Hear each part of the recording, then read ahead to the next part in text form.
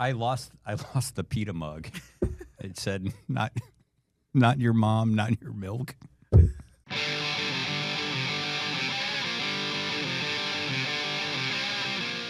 I'm Arizona Family political editor Dennis Welch. Dennis, fake news Welch. Try to tell the truth. And this is the Politics Unplugged podcast. Dennis, if you have a problem with substance abuse, I am more than willing to talk to you anytime you need.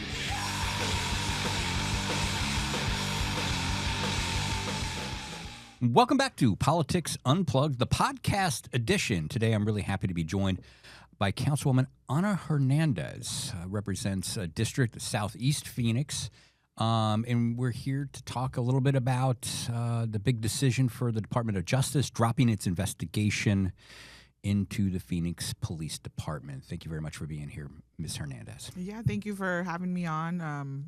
Obviously, a topic I'm very familiar with, so happy to be here with you. Yeah, we know you're familiar with it. You're passionate about this, so I thought you were really the perfect person to be talking about this right now.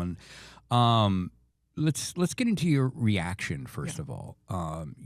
You couldn't have been shocked. Absolutely that the DOJ dropped this, not considering what happened in the presidential race and the president's position when it comes to police department and policing in general.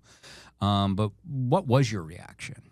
Yeah, exactly what you said. I was not surprised. I mean, still very, very disappointed.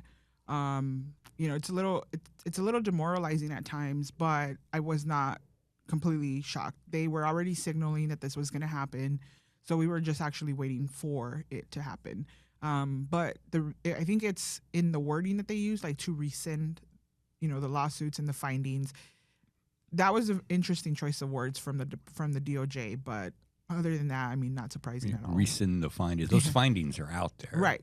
It doesn't change the reality. I was reading an article somewhere where they said you can't put the toothpaste back in the tube. I'm like, that's exactly what it is. It's not going to change the reality of what is happening if you try to rescind it. So, we are going to continue to talk. I'm going to continue to talk about it because it's not going to go away. Yeah, and you represent an area. I mean, I think there's been some folks that have been very skeptical of and critical of the police department. What's the attitude for your constituents? What's your attitude? What have you seen from Phoenix PD? Well, over the years, we have seen the issues and the fact that different reform measures have been attempted and have not stuck and have not changed things. I think there was a report just that came out probably the day before the DOJ made the announcement about Phoenix ranking second in highest police violence in the country, only second to LA. So it's interesting that it's still not changing.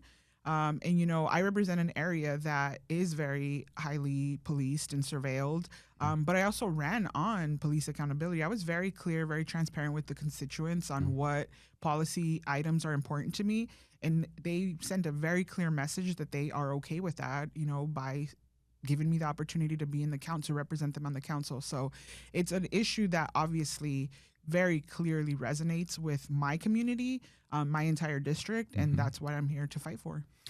And again, the attitude that attitude where voters are like going to send somebody who is critical of the PD to that office, that's not born in a vacuum.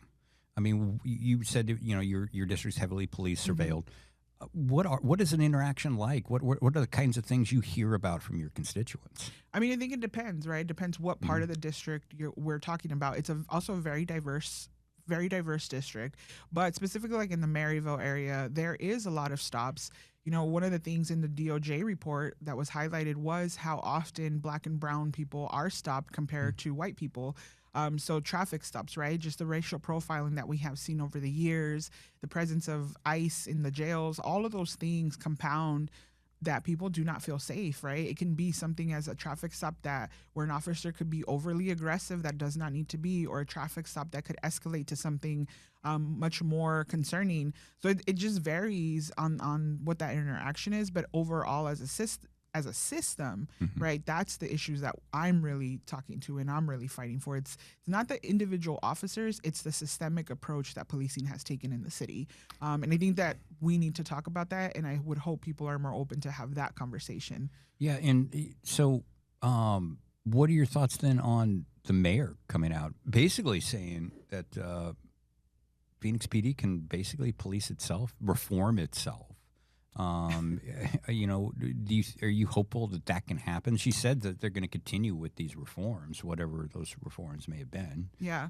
I mean, I think the mayor and other council members speak from their own experience, and I speak from my lived experience. You know, it's an area that I've been very clear with my colleagues. I understand we are not in agreement, and we don't see this topic as the same, and we may never get to a consensus on this specific issue. But that is part of why I have to continue to talk about it, because their lived experience or their view on this is not the same as mine. And so part of my job is to continue to share my story, continue to talk about what other community members are facing, to try to make them understand, like, hey, this is a reality. Just because you haven't lived it and you haven't experienced it, or your community doesn't, like, this doesn't change the fact that it's not real. And I think it's important now to bring out lived experience, and you have a personal story involves your brother, shot and killed by Phoenix PD. Yes. Talk a little bit about that. I mean, that was the entire catalyst and pivotal moment that threw me into the political arena. Like, literally the reason why I'm now a council member on the city of Phoenix. April 2019, you know, we called the police for help. He was struggling with depression, mental health issues, substance use issues, and he was shot 5 times. He had a canine released on him. He was handcuffed. He bled out for 10 minutes before first aid was given. And it's a common thing that has happened. That has been the norm for other families that I've talked to. And so through that experience, you know, when I got the reports, I started asking questions, because I was like, wait, this isn't what was said that day that the incident happened. This is not matching up with what is on the death certificate. The hospital records are way different. So that's what really threw me into, like, how did this happen? Why is it happening in my community? And why is it so hard to get answers? And it was really that I could not get answers for my family that threw me into this path. That's incredible. Was there any fallout? Was there any investigation into that shooting from the Phoenix PD? Was there any accountability? Zero accountability. It was something that, you know, we pursued, but based on the way the law is written, qualified immunity was the reason that ultimately the case was thrown out or dismissed by the federal judge. And just to remind folks to listen, qualified immunity, this is the situation. It makes it pretty difficult, if not impossible, to sue police officers. Correct. And so that is something that is part of the systemic issues that, you know, myself, that I talk about, and others that are doing this work talk about, how we have to reform that. If there's to be any reform, it's going to be there. Because ultimately, you know, my personal belief is that if we have zero path to accountability when failures in policy happen, how can we really change anything? And so right now, you know, we don't have those accountability measures in place. So to your question about reform, I don't see how reform happens if there's no accountability when those processes are not followed, or there is an abuse of the badge. So I think sometimes we focus on the wrong thing. And my focus is, how do we build those paths of accountability to ultimately make the changes that need to happen? And one of the focuses has been from people who are celebrating this decision from DOJ, is they're like, well, look, this is going to end up saving taxpayer dollars. Look at what happened over at MCSO, the Maricopa County Sheriff's Office. They've, I think, doled out over $300 million for a federal overseer. And a lot of folks who are supportive of dropping this investigation are saying, well, look, you know, city's going to save some taxpayer money. How do you respond to that? Well, but it will save taxpayer dollars, but will it save lives? And that, for me, that's where the real focus needs to be. I also had concerns with, you know, a consent decree because of the financial costs and impact to other workers, to other families. I think that the best path here is, how do we work with community advocates and community organizations that have been demanding these changes, and like really show that we as a city are serious about tackling this issue. We're not going to ignore it. We're not going to sweep it under the rug, because at the end of the day, it's about saving lives. And so I think that's where the focus should really be. So obviously you have a say in what happens. But you are just one vote on the council. What are you going to be pushing for moving forward then? What would you like to see Phoenix PD do in terms of holding up their promise, the promise from the mayor and from the department that they're going to reform, they're going to change things? What would you like to see? I mean, I think we have to continuously have honest and tough conversations. I think that it's important for the department to acknowledge the issues that exist and that have been the reality for decades and decades, because tons of people before me have been working on this and advocating for accountability and changes and reforms. And obviously that hasn't really changed anything. So I think starting with having honest, tough conversations, making sure that, we're all at the table and we're like not ignoring the reality. I think we need to look at the Civil Service Review Board for that process. I have a lot of concerns over how at the rates that officers are able to get their jobs back after being disputed, termination disputed. So I think there's a lot of measures that would not have a financial impact that would actually open the path to accountability. And what do you hear from PD when you have these conversations now with them? Because obviously you're saying like, look, there's a problem here. I'm not happy with your performance. Like, what are you hearing back from them? Listen, so far, I actually, I think there's a lot of folks that might think that I don't talk to the police department. I've actually been at the table working on this even before I was a council member. I have been working for years at the table with our department, our chiefs, from when Chief Williams was still here to Chief Sullivan and now Chief Orender. I talk to them, I ask questions, I reach out, we sit at the table, I voice my concerns and my opinions, and we're going to continue to have the conversation. So far, I've been able to have the conversations with the staff and with the department. So I don't expect that to change.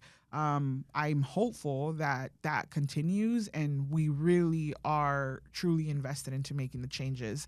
And I'm going to continue at it, right? Like, I'm not going to be quiet about it. I said it at the council meeting on Wednesday. I'm not going to stick my head in the sand. Like, I'm going to continue to speak about this and beat that drum until we actually see changes. What about funding then moving forward? That's always an issue. And you probably get, I'm not as familiar with the Phoenix politics as I'm with like the legislature and all that, but I'm assuming you've taken she's part of the defund crowd and yes. Yeah.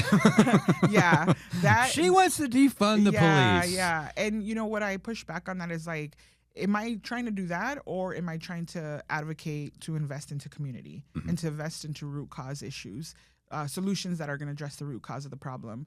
So, I mean, I don't get caught up in what other people want to tagline me as. I'm focused on the work, but the funding is a real concern, right? We just took a first vote on the budget with the police department crossing $1 billion budget. Wow, yeah. It's $1.2 billion for the next fiscal year. And in light of everything else economically where we're at, that's a huge concern. So I think that there is a lot of room to work on that. I'm going to continue to work on the funding piece of it because I don't feel that $1 billion to a police department, any police department, is the right move when we have a housing crisis, when we are very likely probably seeing a recession coming down the pipeline.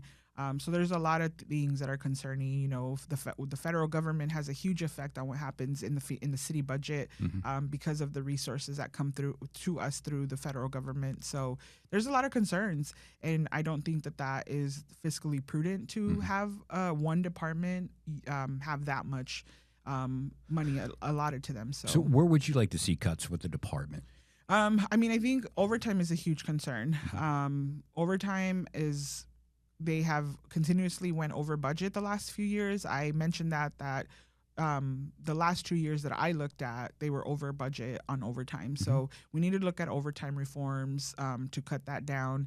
But the other piece of it, there's other things that go into that, like pension costs and staffing, and we have to have minimum number of officers. So there's so much that needs to be tackled on the police budget. So it's not going to be an easy solution, but we have to start at least having those conversations. Yep. And people push back on that like overtime stuff. Well, they'll say the Phoenix Police Department is understaffed right now. Do you believe they're understaffed?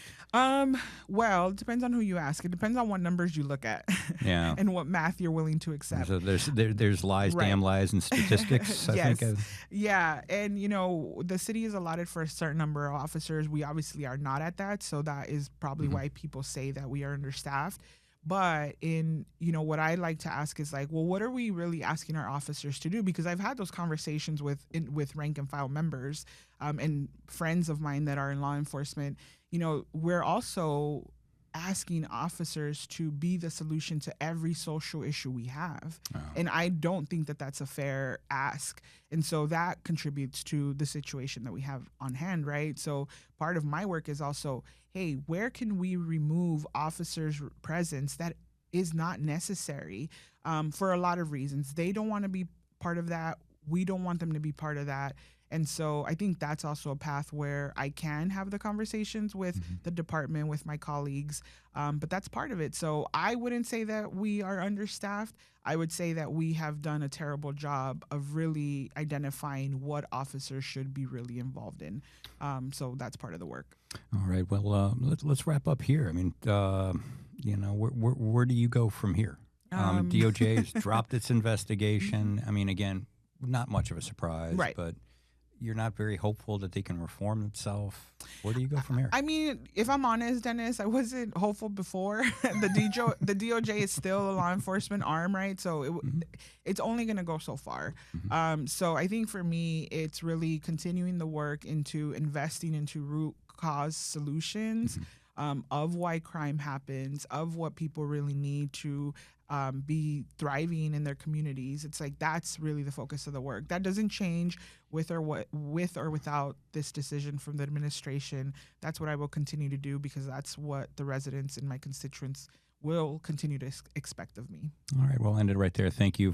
Fascinating, great conversation. Thanks for stopping by Yeah, here. thank Anna you. Hernandez, Councilwoman, City of Phoenix. Thank Thanks. you so much.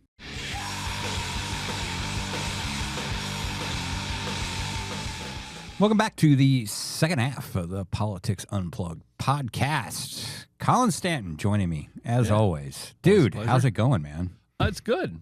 Yeah? It's good. I was supposed to be on jury duty this week, and I got dismissed on Monday. So that was sort of a little bonus. Any indication? Was it like a cool murder trial? No, I didn't get. Most people who go there, you're in a packed room, lots of people at Superior Court downtown, and they call all these people for juries, and then they call another group, but they're not handed numbers or anything. And I'm part of that group. We go in a little room, and they're like, "Yeah, you're extra. Thanks." Shuttle's at the bottom of the stairs. So there's like a weird mix of excitement and disappointment. Yeah. Yeah. It's like, hey, Yeah. if you could give me a trial. Any questions coming out what's wrong with me? Why don't they like me? It'd be fun if you could get on a trial that was really interesting and really short. I don't think those exist. Like a Diddy trial. Yeah, if you could handle the Diddy in an afternoon. Yeah, I've done one DUI trial. It was 2 days, which was about a day and a half longer than it really should have been, and it was not interesting. Yeah. So anyway, I'm free. I'm here. Did my civic duty by not actually having to do my civic duty. Yeah. So, good conversation with Councilwoman Hernandez about the DOJ deciding, to the shock and surprise of probably almost no one who was paying attention, that they were going to drop that investigation into Phoenix PD. I think there are a lot of questions out there. There's a lot of skepticism about the Phoenix Police Department. Yes. The stuff that was in that report that they're trying to, put back in the tube. I mean, that's some damning stuff out there. It was. And I think, the mayor is saying, well, we can continue to reform ourselves. Good luck to you. Yeah, good luck with that. There's not a real great history of that working. No, we had a civil rights attorney on the TV show. He's very skeptical as well. Yeah. And I mean, how do you make that change without a force from outside? It's you could try swapping out the chief and seeing if that changes the culture. I'm not even sure who the chief is at this point. Yeah. We've been going through them so quickly, so that's not a thing. Mhm. I don't know how you change it. And how do you change culture? I mean, we get glimpses, like we love talking about sports, and you see some analogies on how you change culture, like the Arizona Cardinals. How do you change the culture? You get rid of everybody. Yeah, can't really do that. You can't really do that. It's not really practical. And it's a situation where if you're going to reform the culture, do people who are training officers now know that they may or may not be training someone in bad practices? Yeah. Because they're just passing on things that they've learned or were trained before. And there was this example, and I wish I knew the episode from Frontline, the PBS show Frontline. And it was like during the height of the Me Too movement, and they had this program on and talking about police shootings and abuse and all this other stuff. And they're in New Jersey, and they've stopped somebody for something, and there's a black kid who's walking down the sidewalk just randomly. And there's a news crew of cameras around, and they stop this kid for no reason except to, like, what are you doing? They start frisking him. I mean, it clearly just violating this kid's rights. And, the thing was, you watch that, and at first you're like, man, that's horrifying. That's terrible. Yeah. But then what was even more horrifying was what was the level... where was this guy, this cop, and these cops who stopped this kid for no reason were so comfortable doing what they were doing. Yeah.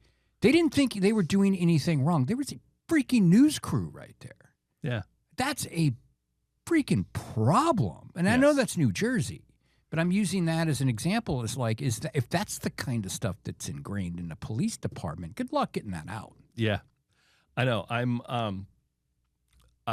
I watch way too much of it used to be Live PD, and now it's On Patrol Live. After when the Black Lives Matter movement started, Live PD died pretty quickly, but came back as On Patrol. And it's just following police around on TV, and you see some of them are, seem terrific, and there are others that do things that just make your jaw drop repeatedly, and they get celebrated on the show. There's a guy in like South Carolina whose whole shtick is he can smell marijuana in a car that's 100 feet away going the other direction with the windows rolled up. He'll roll up on him and say, I can smell the marijuana. And everyone talks about how amazing it is that he can do that. And weirdly, it's almost always a teenage black kid. Yeah. And sometimes he searches the car and finds it, and sometimes he doesn't. And everyone, the host will yuck it up about, hey, he's got such a sense of smell. Well, he's hassling a black kid. Yeah. Let's test that scientifically, and I bet he fails. Yes. Yeah. Yeah. And to be clear, I'm critical of cops. You are. They got a tough job to do. Absolutely. But they're given the ultimate responsibility. They're given the power to take someone's life. And that's what we pay them to do from time to time. They have to do that. Yes.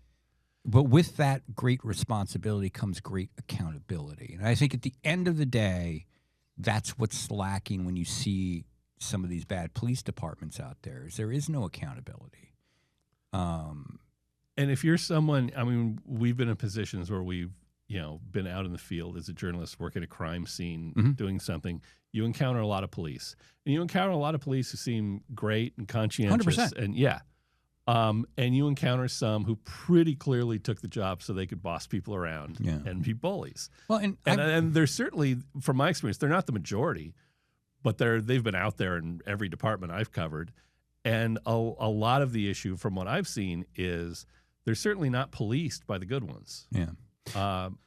It's like that.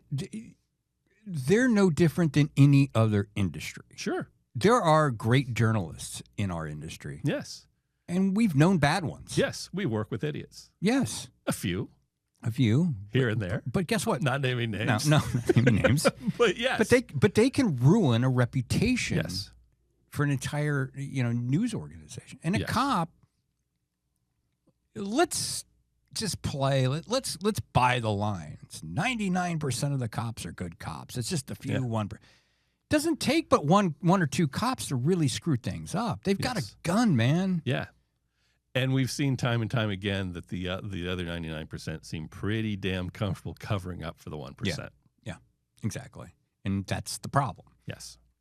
And, I've known plenty of cops in a personal capacity. And they'll admit, like, yeah, there are cops we hate seeing showing up to a scene because we know they're going to escalate it. Yeah. Like this guy shows up, it's like, crap. Yeah. But there's still that code, that bro cop code, that, we don't rat. Yeah. We don't rat on them. And it's the comparisons to the criminals they're fighting in organizations like that are just kind of crazy. Yeah. Yeah. Sticking with police, though, there's a lot of, policing and politics this week. Yeah. ICE agents with masks Yeah. going to immigration court to go arrest and deport people who were doing exactly what they should be doing, going to immigration courts. Some of the images we saw this week, pretty incredible.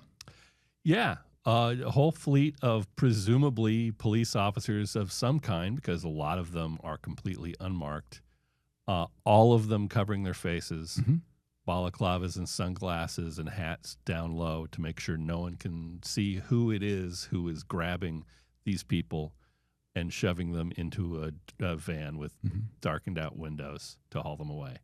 Yeah, it's striking because, like, I've never really seen that. Not in this country. Not in this country.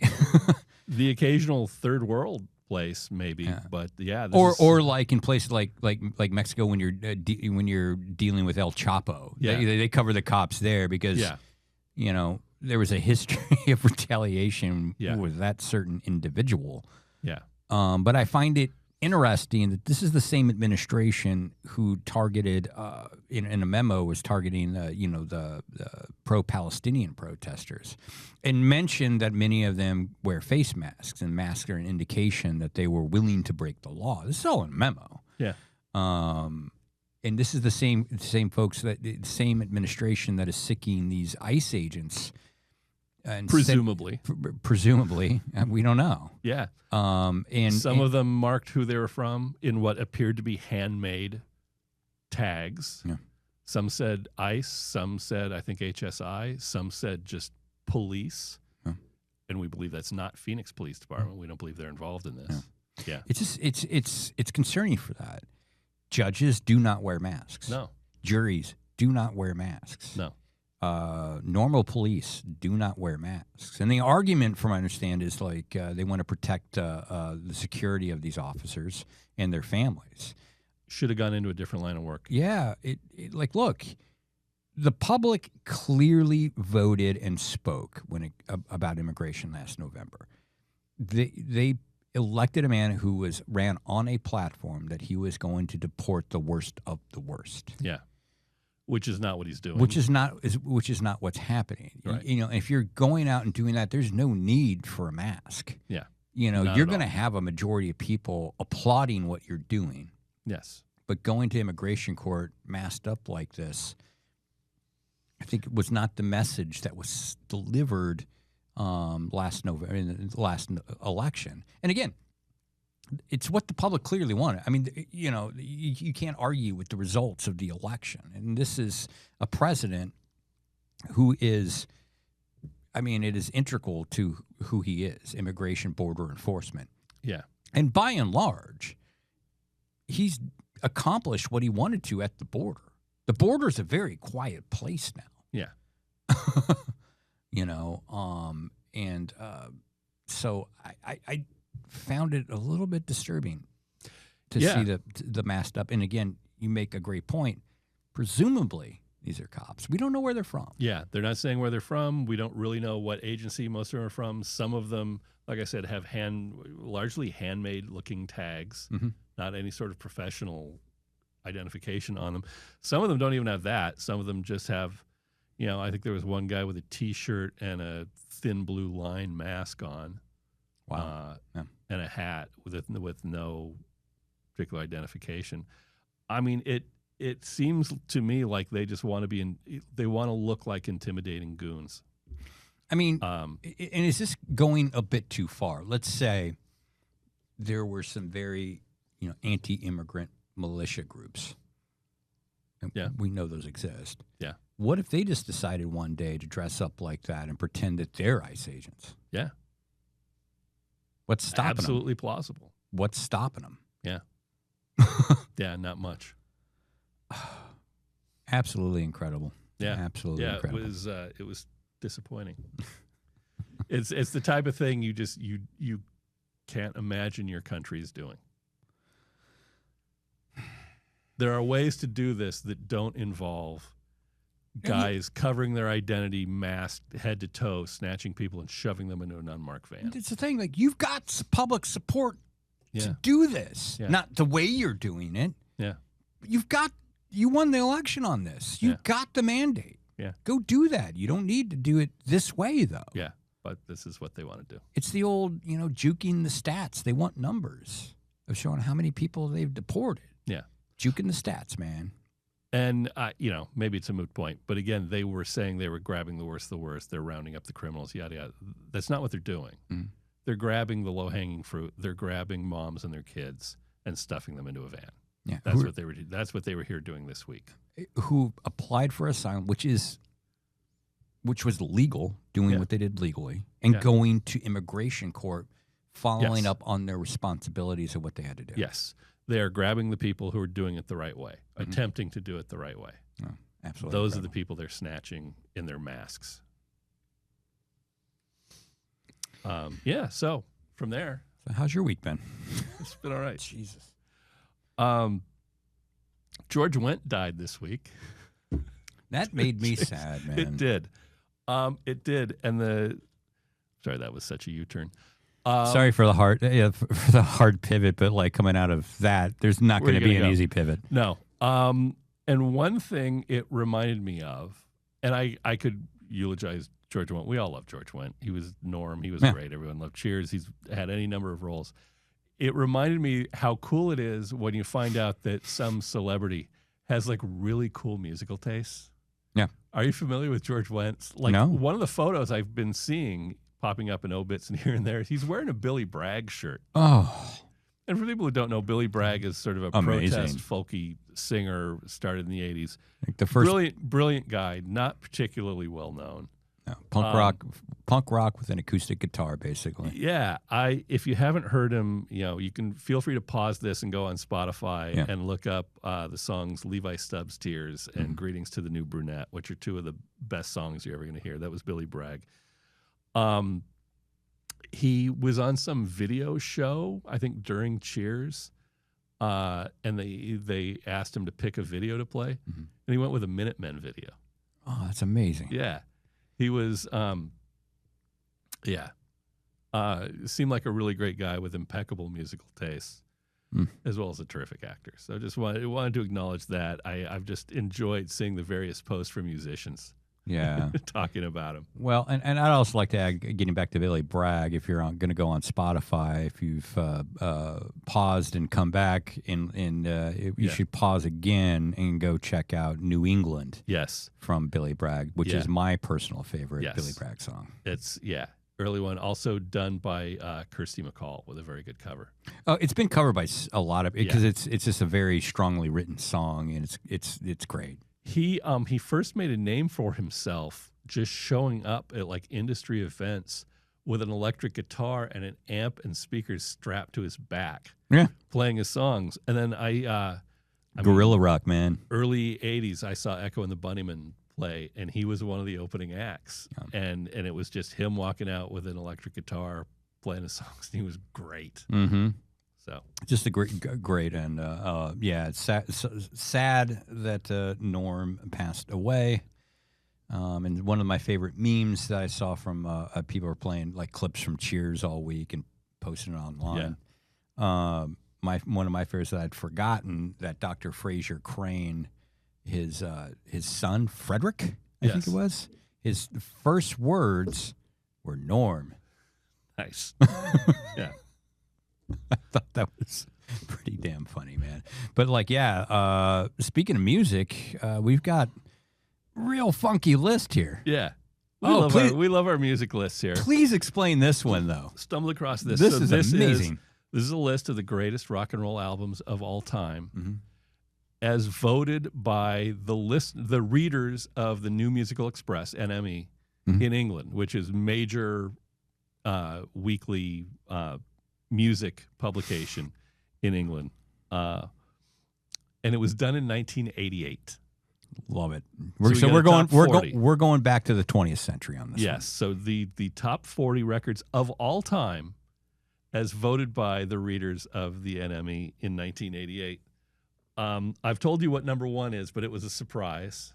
Who would you think would dominate a list of the greatest rock albums of all time? And my first, like, I'm thinking England. I'm thinking 1988. I'm like, definitely, like, the Stones and the Beatles are just gonna dominate this list, the top 10 at least. On a quick look, it's a top 40 list. The Stones are not on it.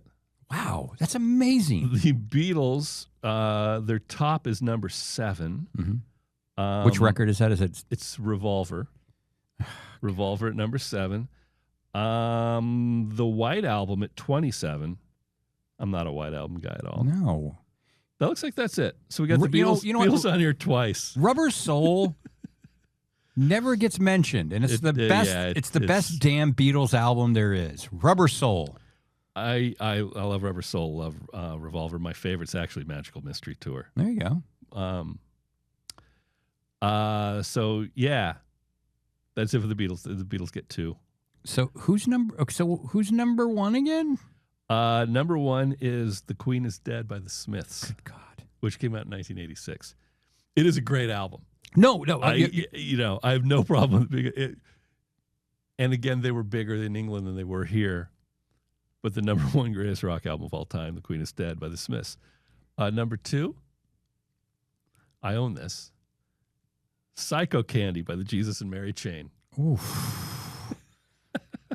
Look, again, great record, but like, of all time? Yes. Again, the poll was in 1988. "Psycho Candy" came out in 1984. "The Queen Is Dead" came out in 86. So there's some recency bias. There's a bit of recency bias here. A bit English bias. Yeah. Let me blow through the rest of the list here. Number 3, "Unknown Pleasures" by Joy Division. I was going to say, like, after that, it was like, yeah, Joy Division's got to be top 5. Yeah. I'm more of a New Order guy than a Joy Division guy, but I'll allow it. Number 4, "Hatful of Hollow" by the Smiths. Now we're going for some oldies. Number 5, "The Velvet Underground" and Nico from 1967. Number 6, Van Morrison's "Astral Weeks." English got very different tastes. Yeah. Again, Revolver at 7. 8, "Closer" by Joy Division. So Joy Division, both of their albums are in the top 8. 9, "Nevermind the Bollocks" by the Sex Pistols. 10, "Blonde on Blonde" by Bob Dylan, who pops up here a lot. Number 11, the first Clash album, which means it does better than London Calling. Yeah. Do I put Clash ahead of Dylan? Yes, I do. And Blonde on Blonde is great. But it's not my first choice. No, my first choice is on here. I'll get to it. Yeah, my first choice is Blood on the Tracks. It's here, yeah. Number 12, "What's Going On" by Marvin Gaye. Number 13, the Smiths' debut album called The Smiths. Love this one. Number 14, "Imperial Bedroom" by Elvis Costello, which is an absolute, I'm a huge Elvis Costello guy. It's an absolute classic. Absolutely, but I'm still of all time. And like it would make my list. I'm not expecting to see an overall list. Yeah, that has it. Right. 15 and 16, Highway 61 Revisited and Blood on the Tracks, both Bob Dylan. Both great albums. Blood on the Tracks is an all-timer. 17, Marquee Moon by Television. This is interesting. Number 18, Forever Changes by Love from 1968. It's a great record. It's a genuinely great record. Generally, people are not familiar enough for it to pop up on a list like this. I was surprised that NME listeners in 1988 would be familiar enough with Forever Changes by Love. They were more sophisticated, Colin. They seem to be, yeah. Number 19, REM's Document. Number 20, The Joshua Tree by U2, which came out the same year. A little surprised to see Document ahead of The Joshua Tree. I'm not a big U2 guy, so I'm a big U2 guy.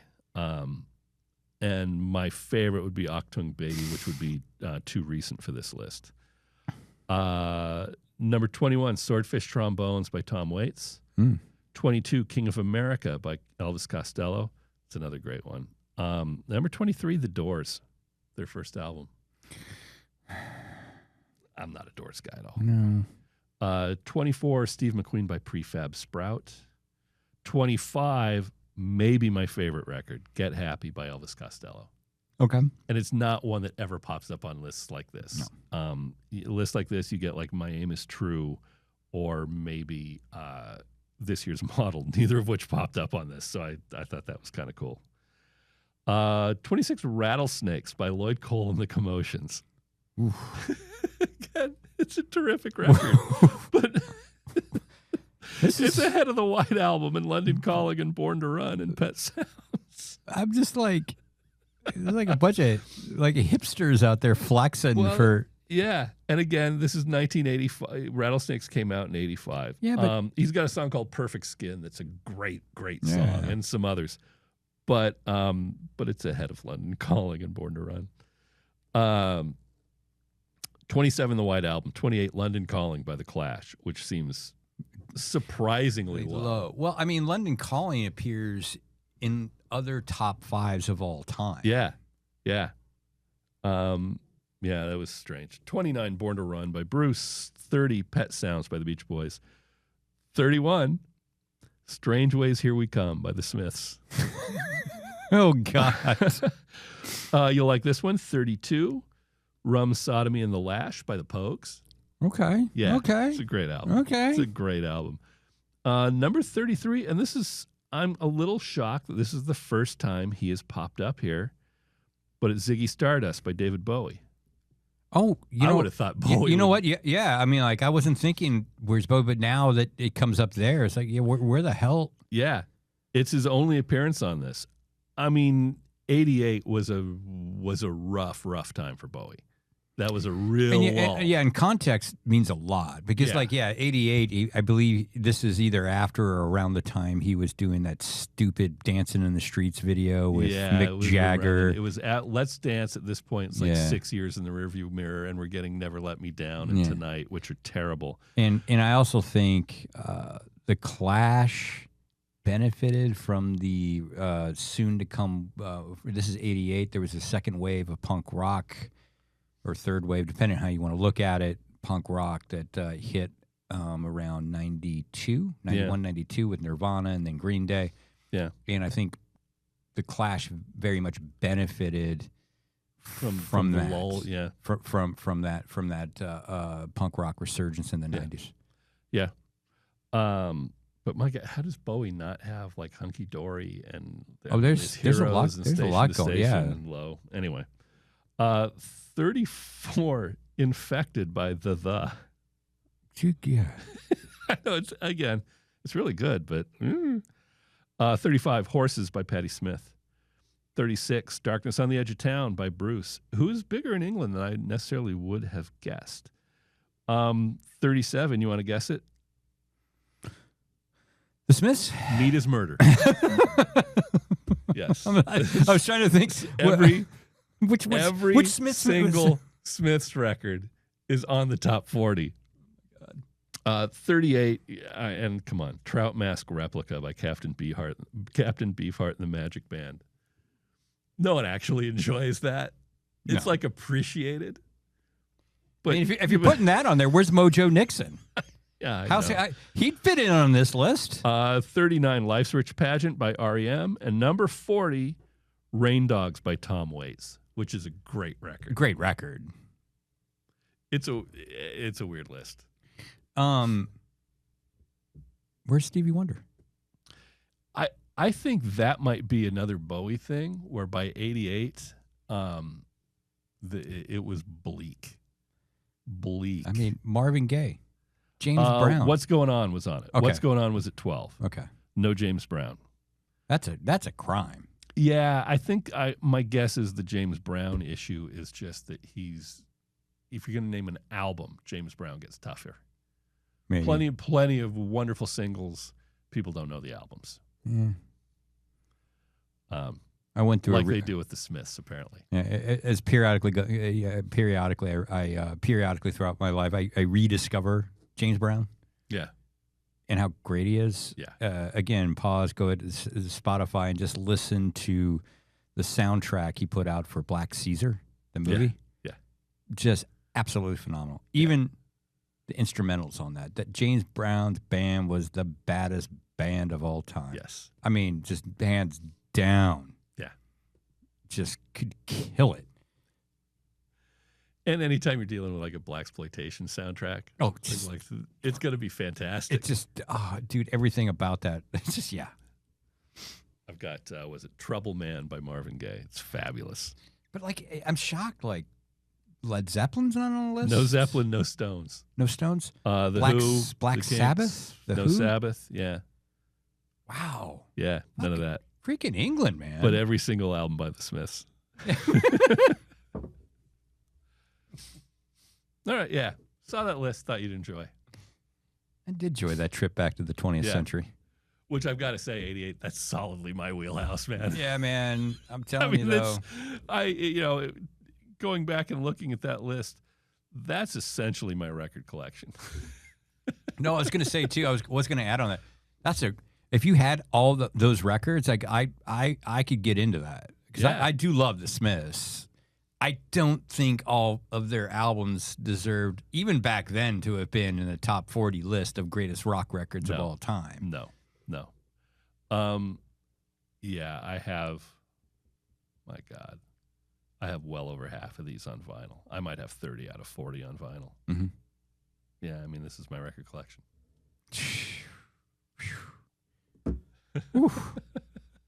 I'm very in tune with the NME reader of 1988.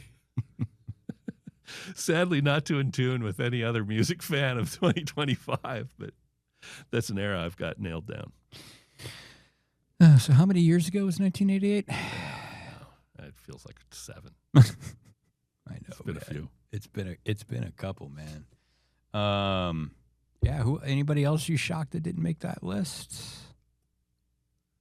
No, those are I mean, just not seeing any Zeppelin.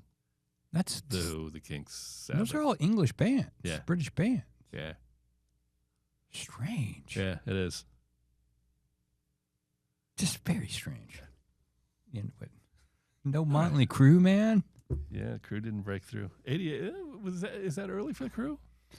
88. I think their first record was like Too Fast for Love, 82, 83. Oh, okay. I think Shout Out the Devil, 84, 85. Okay. Oh yeah, no. So they were snubbed. They were snubbed by the NME readers of 1980. Wait, it's no Rat? Come on. No. No Quiet Riot? No. I don't know how big hair metal was in England though. Yeah, apparently not very. No, not even a mention. Yeah. Probably the only way to explain the snubbing of Rat. I don't know. Or the Milton Berle videos just didn't translate as well overseas as they did here. All right. Anything else you want to get off your chest before we get out of here? No, I think we've probably taken enough of people's time. Yeah, probably. But I'm glad you had a good week. Yeah, you too. I had a shitty week. I think we should do an entire podcast about water heaters blowing.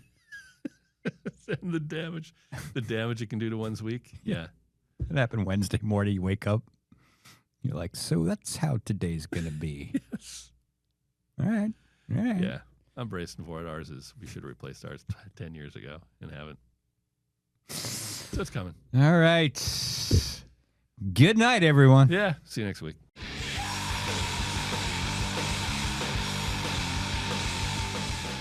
Thanks for listening. You can subscribe on YouTube, Spotify, Apple, the Google Store, or anywhere else you get your podcasts. See you next time.